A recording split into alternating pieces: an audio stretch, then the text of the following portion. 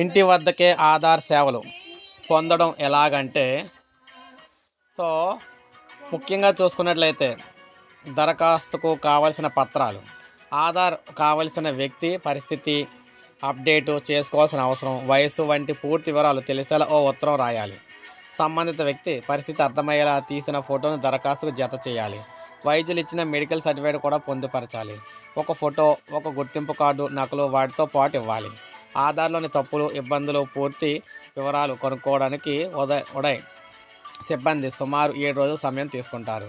అనంతరం ఇంటి వద్దకే వచ్చి సమస్యను పరిష్కరిస్తారు. దీనికోసం దూరంతో నిమిత్తం లేకుండా 700 తీసుకుంటారు. అర్హులు ఎవరంటే వృద్ధులు, మంచం పట్టిన వారు, బలహీనులు, దివ్యాంగులు మాత్రమే. ఇతర సమస్యల కోసం ప్రాంతీయ కేంద్రాన్ని సంప్రదిస్తే సంబంధిత సిబ్బంది పరిశీలించి పరిష్కారం చూపిస్తారు. ఇక ప్రాంతీయ కేంద్రం ఎక్కడ అని చూసుకుంటే ఆంధ్రప్రదేశ్, తెలంగాణకు హైదరాబాద్ అమీర్పేటలోని మైత్రివనంలో ఉడాయ్ ప్రాంతీయ కార్యాలయం ఉంది. 2 రాష్ట్రాల్లో ఇలాంటి సమస్యలు ఉన్న వ్యక్తుల కోసం వారి కుటుంబ సభ్యులు ఎవరైనా సంబంధిత పత్రాలతో ఇక్కడికే వచ్చి దరఖాస్తు చేసుకోవచ్చు అన్నమాట.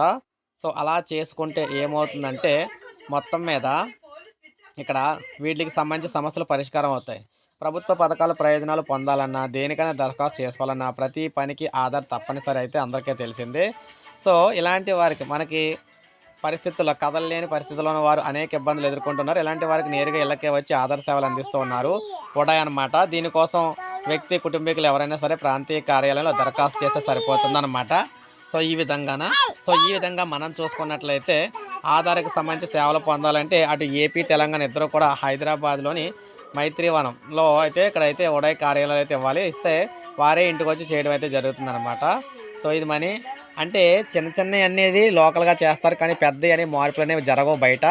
అవి జరగాలంటే ఇక్కడికి వెళ్తే జరుగుతాయి అన్నమాట. వాళ్ళే వచ్చి చేయడం జరుగుతుంది. సో ఇది అప్డేట్. ఒక లైక్ చేయండి, సబ్స్క్రైబ్ చేసుకోండి, మన ఛానల్ సబ్స్క్రైబ్